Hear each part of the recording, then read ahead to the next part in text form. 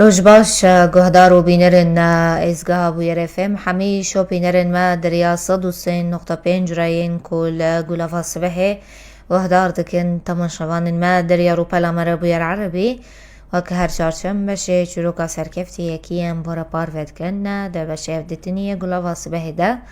سليمان عثماني كوج باجار قامشلوية بري حفتيه كي لألمانيا باورنامەیە بە کەلۆریۆس دووارێ زانستا جڤاکیدا بەدەستخستیە هەمژی وەکە کارێ رێبەرێ دەرونیژی دەگەرینەندەیە تەندروستی یا لە بەرلینێدا کار دکە زێدەتر ئاگاهی ئەمێ میێڤانداریە سلێمان بکەن دەریا تەلیفۆنێرا وێ میێڤانی مەبەست سباتە بخێر بەلێ ڕۆژ باش سەرسەرا و سەر چاوە gelekî spas dest pekê Sêman ji bo bêhtir guhdar û şopînerên wêrê fêm wan nas bikin hûn bi kurtasî xwe bi nas kirin. من دەنگ خۆشک نەکە دەنگێتە gelekî kêm hevalê Deng çawa niha baş e? dەنگ nihakê Baş e. Min pirsî ji bo guhdar û şopîner û temaşevanên me bêhtir hûn xwe bidin nas kirin. چێ بێت ئەوەشی هاو بخێر انشاءالله باش بن ناوێ من سلێمان جەلال عوسمان ji bajarê Qamişloyê ji şlaxa Enterîyê temenê min 27 sala û li bajarê Berlîn Almanya dirûnim nihakî Belê. Eger em behsa hatina wan yan çûna we ya Almanya bikin kîja salê de bû gelo xwendina xwe we li welê temam kir? ئەوێ بخۆدێ من الوڵات حتا بەکەلۆریان بخواردبوو ساڵا 2014 بەکەلۆریا چێکرد وڵات و پشترا پشتیبووم بەکەلۆریا خلاص کرد ئەمکان بێژن تالیا ساڵا 2014 ئەم ji وڵات دەرکەتن یەکسەر وە بەرە خۆدا ئەڵبانیایە؟ ئەرێ باشە و پشتێک و گەیشتنە ئەڵمانیا دەست بە خوێندنێ کردیان جی تە بەرە خۆدا کار بخۆدێ ئەو فترە ئەوەلی لە ئەڵمانیا پێشی ئەولا گوتوەری ئەڵمانیا دوێتە زمان بخوێنێن و زمان کارە نەبێت کارێک شتەفی بکێ زمان خوێند و دبەرە ئەتشغولیم السوبرماركتێکی ئەتشغولیم و دبەردەم زمان خوێند و پشتی زمان گۆم خلاص کرد هەدەفێم بوو ئەنو الجامعة بخوي بكملينم شهادة مني بكالوريا سوري هبو مبخورة آني بو والفيدري معدلاند واعتراف بدبي شهادة سوري ألمان يا سوريا بكالوريا وسوي شهادة مقدمة للجامعة وبشرى فترة كيسمام حتى مفاضلة شيء حتى قم مقدمة للجامعة بله وبشرى علم الاجتماع دركت ومخليه سجلاند ومدوانكه باش زانستا جواكي تهل بجاردبو حس كرنا تجوي بشير هبو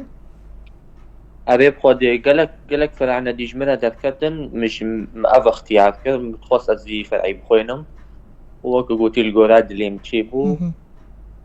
خوندنا وي چند سال بون و الكيجو زانينجه اگر بهتر ولوت بحث بك بخودي خوندنا من 3 سال و نیو بوون ئەدبێژم ساڵا 2021 دەست پێ کرد و هاکێم 2024 بەریا مەهەکنینەم خلاص کردە بێ هەفتی سێ هەفتی چێبوونم خلاص کردە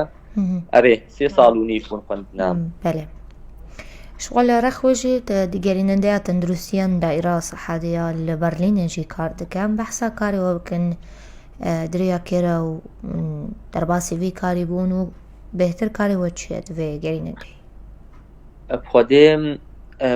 دائرة صحة نها مثلا فرعيقون مليخوان دريات جامعة إذا أف دائرة صحة من ناسكر لأنه بعد جامعة إذا دوێم فترەکە معەن هەبوو دوێم تێدا ئەو گوتی تشتكي عملي بكن وقت قلتي تجربك عملي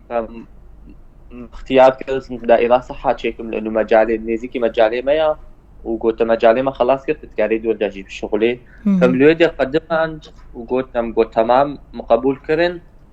وقتي جامعة دا متشوفي داري بيجم شار هيفوني بون ملويدي مكاركة ومعجبان ولويدي مجال خلكيجو مشاكلي واي بشكي نفسي هابن يعني نقلكي باش بن فلويدي آري كاريا واتكن و آري كاريا خلكي ولوكر اف بشه هم ناوی چیه؟ بشه دوار درونی دی دوار نفسي دی بالضبط أري فخلكي هكا ألمان بن هكا عرب بن هكا كيبه إيجو مشاكلي وهابن آري كاريا وادبو وقالوا يدري شاد هيبو تشتكي از مكاتكة ومعجبان وبشتغو وي فتريشي قالوا يدري شغليم كطالب از شغليم ودبرجي مخلنا خوي كاملا ونهاكي يجي بشتغو مخلنا خو خلاص بكر ازي بخير وسلامات قالوا يدري بردوامكم بس ازي يعني قلتي وجه شغل ايه بيختار بين وساعتين شغل وايه بدوامك كامل بشهادة خوك قلتي زي بشغل بري كطالب بون هاكي ابونا خودي شهادة بشهادة خو بشغل بهتر جوان کسین کو دهاتن سردانا ود کرد و چه پیشکش کرد وک شیرت تا پیشکشی وان دکرد دواره درونی ده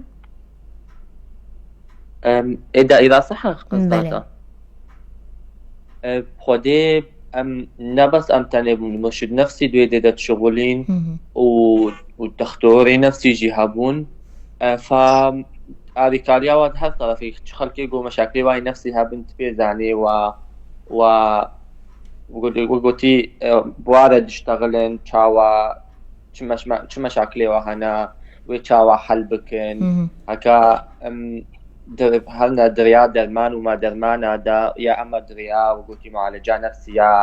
يا طبيعي وكو قلتي جانا حالو بس وكو قلتي مشيرتي الخلكيت كرن الشغل ما بو اجبلي وكسن كرد هبون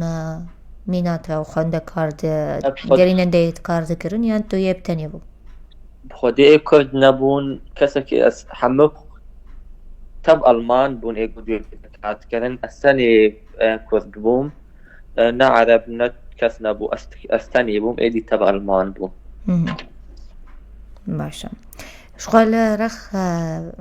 وی کاریان لرخ کارتای دوار زانست جواکی دو برنامه بارمون مجولی ورزش اگو کشید بنا اگر بحث بکن ولقلتي مكا ألماني جي دليزن آره خودی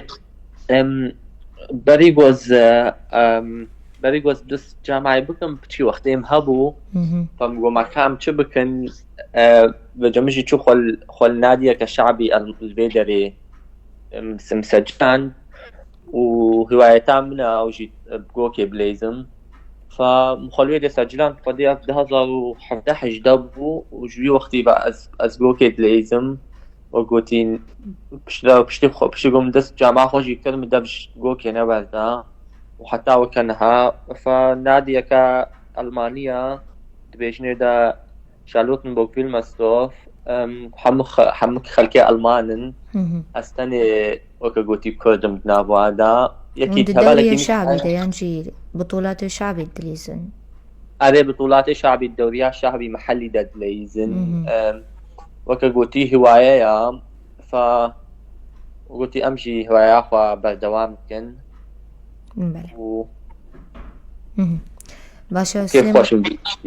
باشا سلمان وكو خوندكاركي يانجي وكو جوانكي خوندكار لألمانيا چو زحمتياتن بيشياتا وشيرتن تاجبو جوانن تا دخوينن ويتش باقير شيرتاكي بيشكيشو بخودي اشتغل بيجم ابرياغ ويك خوازي بخويني والباجاركي يعني نباجاريكي بالغريبية بخودي نسهلة بس هكا جو إنسان خستا سري خدا وسري بشغلي تشتكي زحمة جينينا فدفي قوتي قاف بقاف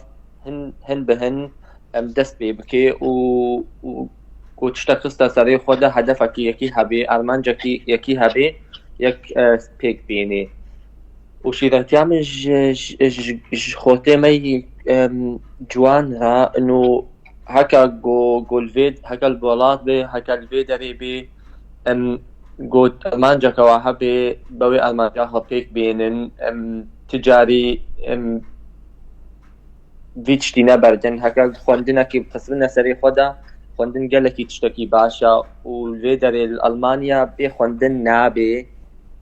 فهكا خوازي بن تشتكي ولو بكن با فيري بقرن وحتى تالي بردوام كن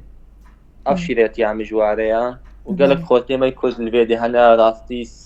سريكي بوابلين دبي ايجو كتنا قالك مجال دا شيخ بكن تالياوي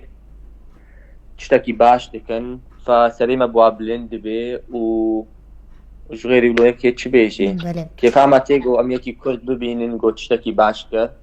فاجي ككرد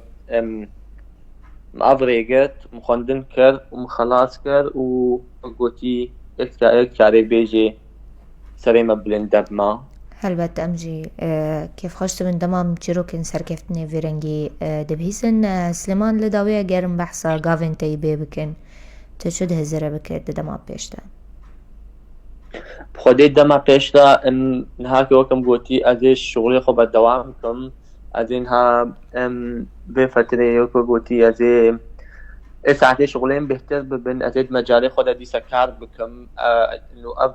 اب مجالك بقومش دائما متخصص اسيدا بشغلم وبشتي قوم صلاة بخير وسلامات ازي هدفي من از ماجستير جيوي مقدمينم قالك بروفيسوري من الجامعة قوتنا قوم تنصحين ان ماجستير شخورة شكل انه مشروعي تخرج قال لك بعشبو قال لك كيف هو بيهات ف وذي بفترة هذا صار لك ازي بشغلهم صار به وقلت وذي بي ازي ماجستير قدمين مجالي على الاجتماع ده وكامل ميزانية بتاعات شيء بي قال لك سباس امجي سركفتنيش ورا هيفيد كنا قهدارو بينرم بير اف ام لبندي ما بن في بشتي فينا بري من بردوام دكن